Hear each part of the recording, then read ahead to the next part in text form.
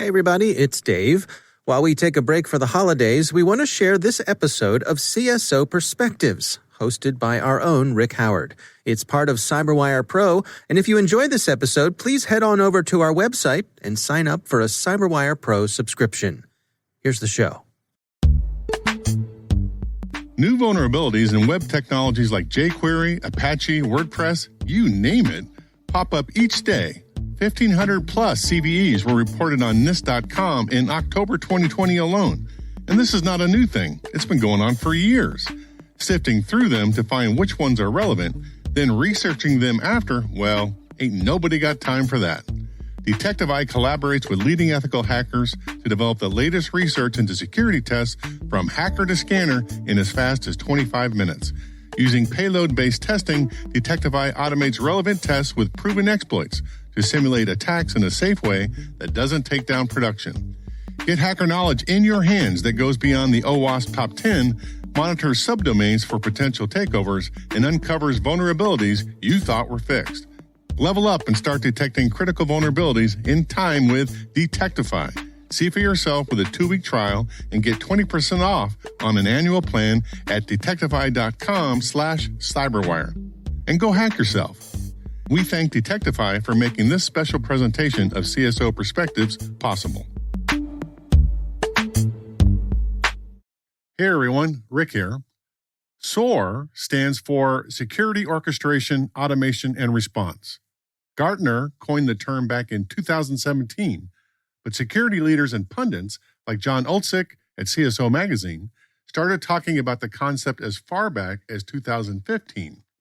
The problem that we were trying to solve was how to automate the handling of all the messages, alerts, and intelligence products we were receiving from the technology within our security stack. We were overwhelmed with the volume of these things that had exploded exponentially in recent years. We were manually processing them in the Security Operations Center, or SOC, with our traditional Tier 1 and Tier 2 analysts, and we couldn't keep up. To understand why, we need to do a little cybersecurity history.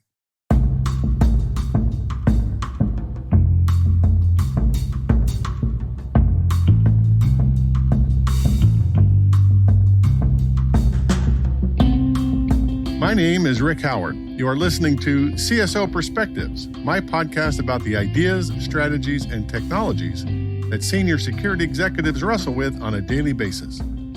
On this show, we are talking about SOAR as an idea and how it fits into the DevOps and DevSecops movements, and asking the question, why aren't you moving faster down these lanes?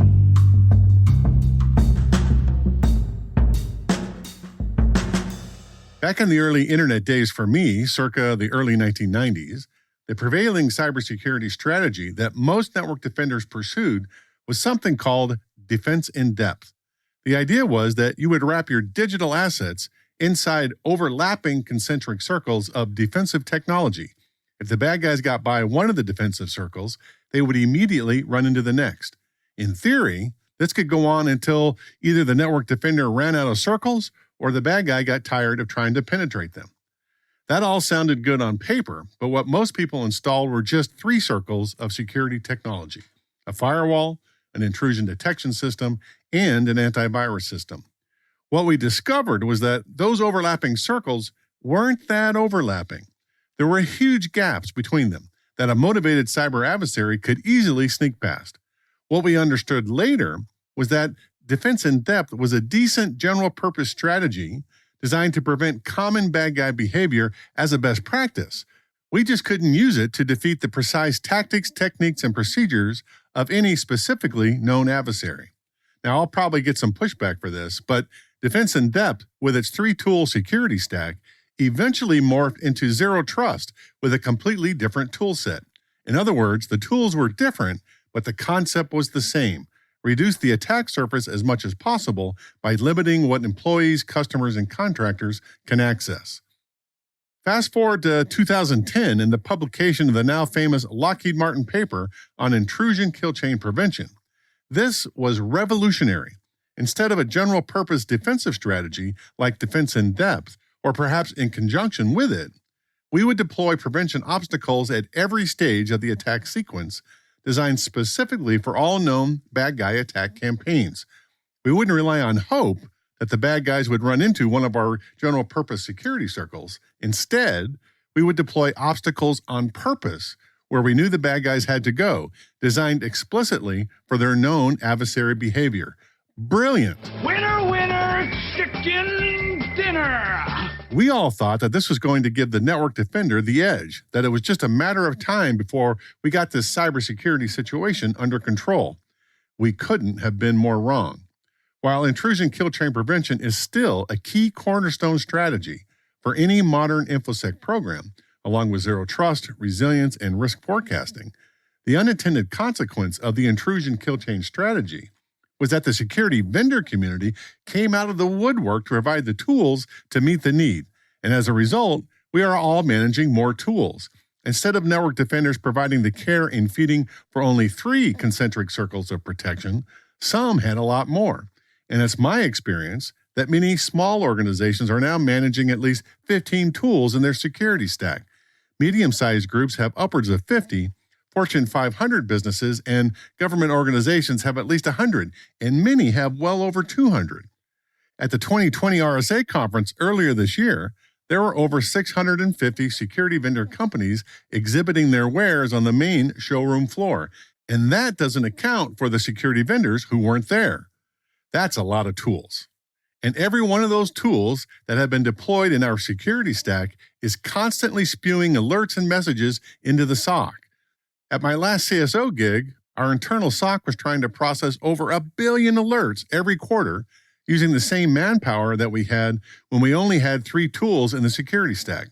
As Channing Tatum said in one of my favorite movies, Kingsman: The Golden Circle. That dog don't hunt. By 2015, network defenders started to complain to their trusted vendors that they were tired of, air quotes here, orchestrating all of their alerts without any help from them. They started to kvetch that the vendor should start orchestrating that telemetry information for them so that they could concentrate on more strategic matters. One of the technologies that emerged from that chaos discussion is security orchestration, automation, and response, or SOAR. Before I describe what SOAR technology does, let's first discuss the typical security data flow for most organizations of any significant size within their SOC. As I said at the top of the show, most InfoSec programs have some notion of a security stack, with one-to-N security tools deployed in the environment for maximum benefit. Each of those tools sits on the network, collecting telemetry that will help the tool fulfill its purpose. SOC analysts can log into each tool in turn to understand what the tool is seeing and make security alerting and blocking decisions with that intelligence. As the N gets larger, though, that gets more cumbersome to do. Logging into 100 tools and then trying to make sense of all of the different data elements is not for the faint of heart. To help, InfoSec programs started deploying SIEMs, or Security Information and Event Management Systems, another tool in the security stack designed to specifically collect the telemetry for all those security vendors into one place. This is essentially log management and provides a rudimentary orchestration capability that aids SOC analysts in data aggregation and correlation, alerting, retention, and forensic analysis. SOC leaders usually divide their analysts into 3 tiers. The first tier consists of the newbies and the interns. They don't have a lot of experience yet, so their task is to grind through all of those alerts and make decisions on what to do. Ignore them, save them, process them, or pass them to the second tier when they need help deciding what to do with them. The second tier analysts perform a similar process with the alerts they get from the tier 1 analysts. These folks have more experience than the newbies and interns in tier 1, but they don't know everything yet. If they can't figure out what to do, they pass it to the Unix graybeards in tier 3. These are the folks that have been around for a long time and have been there and done that. They know where all the bodies are buried. If they can't figure out what to do with it, it can't be figured out. But even with a SIEM, you still have billions of messages coming into the SOC every quarter. They are centralized now into one system, but you still have to process them. This is where SOAR comes in.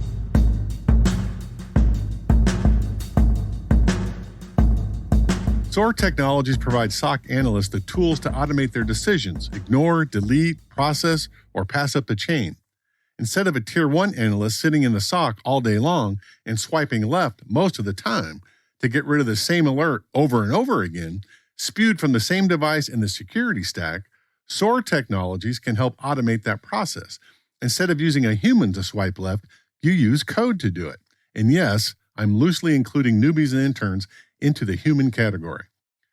When we decided to use SOAR Technologies in my last CSO gig, within a year, we had reduced the number of messages in the SIM that needed to be processed by a human every quarter from over 1 billion, that is, billion with a giant B, to just under 500. Even Unix graybeards, as slow as they move, can process 500 alerts in 90 days. I kid. I used to be a Unix graybeard, so I kid.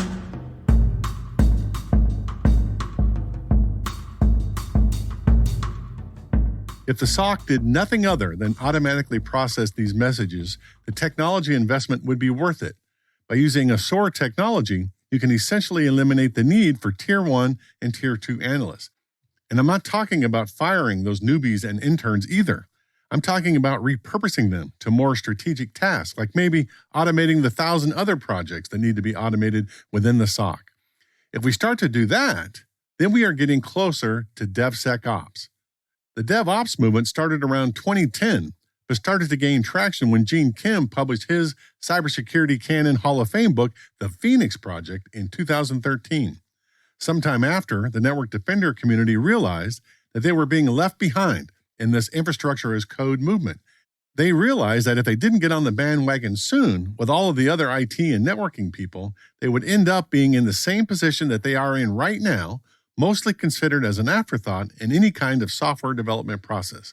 If the network defenders could somehow join forces with the DevOps community, they could leapfrog years of bureaucratic neglect and friction from the IT community by shifting left in the software development lifecycle process. And by the way, shifting left is a good thing in software development, but mindlessly swiping left in the SOC is a bad thing. That's a lollipop. Oh, that is not a lollipop. Left swipe. Left swipe. But that's as far as it went. It was a good idea, but few have pursued it. As in all cases, there are exceptions, but for the most part, the DevOps communities and the security communities are still sitting on opposite sides of a great divide. It's as if the security community is waiting to be invited to the DevOps community, and the DevOps community is waiting for the network defenders to start writing some code.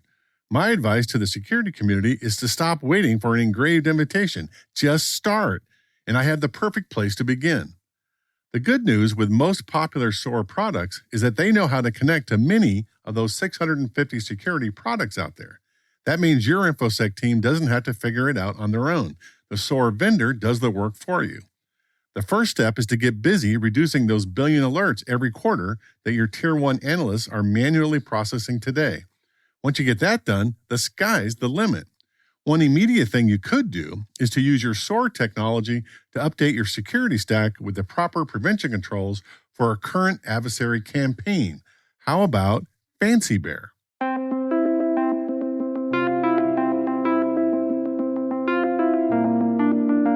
In the last episode, Season 3, Episode 3 and 4, I mentioned how big a fan I am of the MITRE ATT&CK framework.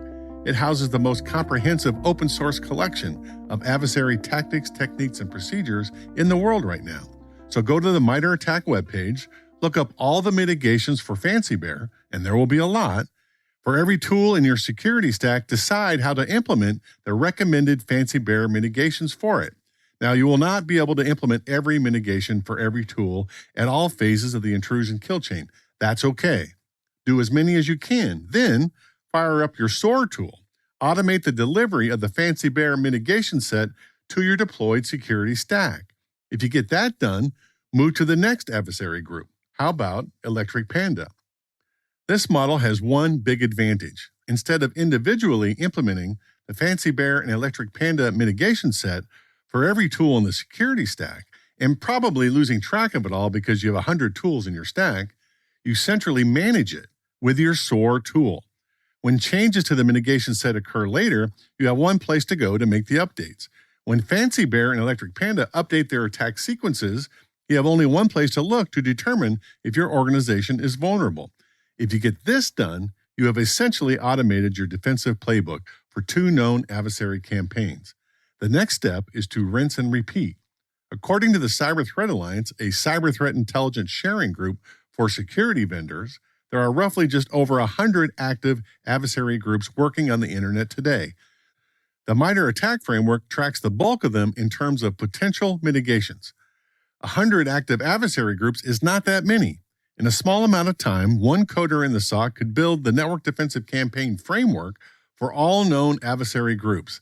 This is a worthy DevSecOps project and one that we all need to pursue. SOAR is a nice label on which to hang all things involved with automating tasks within the SOC. You can use a SOAR vendor or you can just roll your own. The point is to start building your own code as infrastructure now. By taking this first step, you can get out from under all of the noise that those billion alerts every quarter were causing. Free up some personnel assets at the entry level and redirect them to more strategic pursuits. All of that is good and positive. As you go, your team is learning about DevOps as a philosophy. Once you get comfortable with it, start reaching out to your DevOps team on the other side of the aisle and insert yourself into a shift-left mindset for the development process.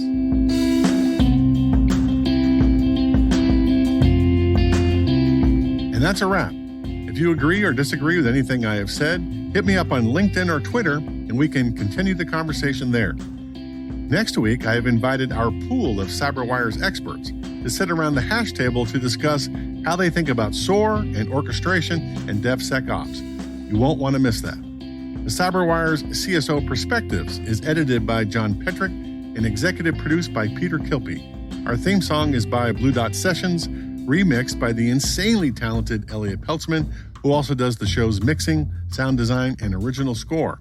And I am Rick Howard. Thanks for listening.